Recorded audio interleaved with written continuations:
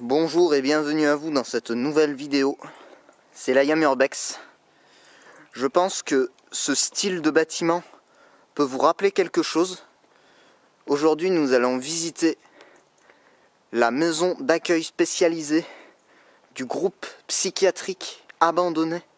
Donc c'est un très grand bâtiment et ça s'enfonce dans la végétation. Donc on va rentrer par cette porte. J'aurais bien aimé vous le lire, mais bon, j'ai bien peur que la batterie n'apprécie pas le temps que je vais mettre pour lire. Et là, on est déjà à l'étage. Enfin, on a déjà l'escalier pour accéder à l'étage. Et là, nous avons une grande salle qui est très certainement une salle polyvalente ou une salle de restauration self. Comme nous voyons la porte.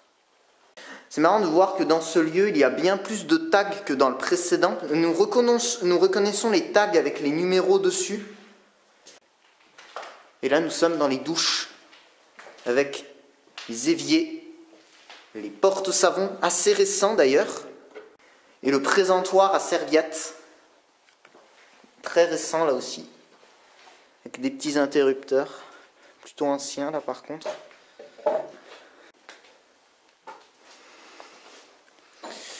Donc on va sortir, on va essayer d'aller à l'étage en scotché, comme vous pouvez le voir, c'est scotché.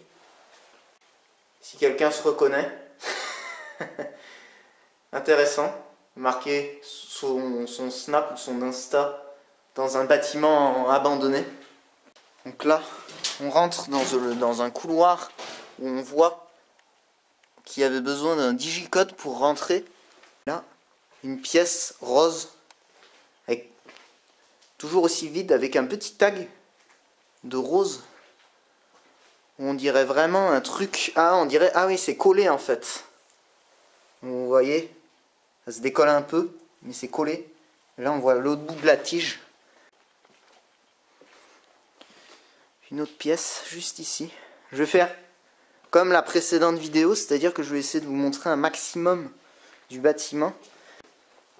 Là, on peut voir qu'il y a un grillage avec une entrée. Je ne sais pas si vous la voyez bien, l'entrée. Donc encore des pièces noires. Voilà. Donc on peut peut-être laisser s'imaginer que le lieu a été abandonné le jour de Noël. Je ne sais pas si vous voyez bien. Parce qu'il pourrait y avoir des gens qui peuvent le réhabiliter, enfin un truc comme ça. Donc ce lieu, en fait, c'était une maison d'accueil qui coopérait en fait avec le reste des autres bâtiments qui ont été pas mal réhabilités. Et il reste encore justement quelques bâtiments qui sont pas encore abandonnés. Donc là, je pense qu'on devait être dans une cave vu l'état de la pièce. Pas mal de tags dans ce lieu. Et un petit message, certainement du lieu. Jean-Luc, il faut repeindre la porte. On dirait soit une machine à écrire, soit un équipement médical, je ne sais pas. Donc on va monter à l'étage. Donc nous allons monter à cet étage pour voir un petit peu le lieu. Le toit du lieu, avec une petite cheminée juste ici.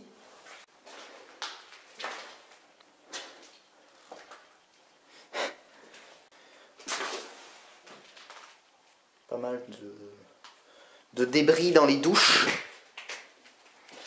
Avec toujours des numéros. Un ascenseur. Un petit ascenseur.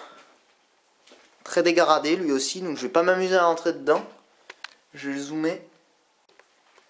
Voilà ce que c'est marqué. Le temps en emporte le vent. C'est une... Je sais plus de qui c'est ça me reviendra certainement. Mais... Là nous sommes à peu près dans le centre du lieu. Dans le centre du bâtiment. Il y a pas mal de tags et je pense que c'était déjà ici quand le lieu a été abandonné. C'était en réalité une école d'accueil en fait. Voilà. Parce que là on voit plus que ça devient un univers enfantin. On voit les spots, les néons, les grilles des néons qui sont tombées de leur socle. Ouais, je pense bien que c'était en réalité une école d'accueil, juste ici. Et là, encore une... J'ai entendu un bruit, excusez-moi. Une porte qui mène sur l'étage. Une grande pièce qui mène sur dehors. Une mini-cour.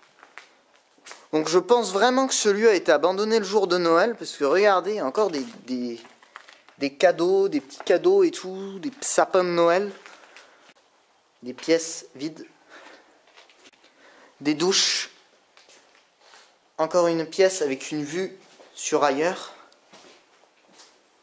Et là on voit une sorte de cabanette au fond du jardin et un grillage juste ici.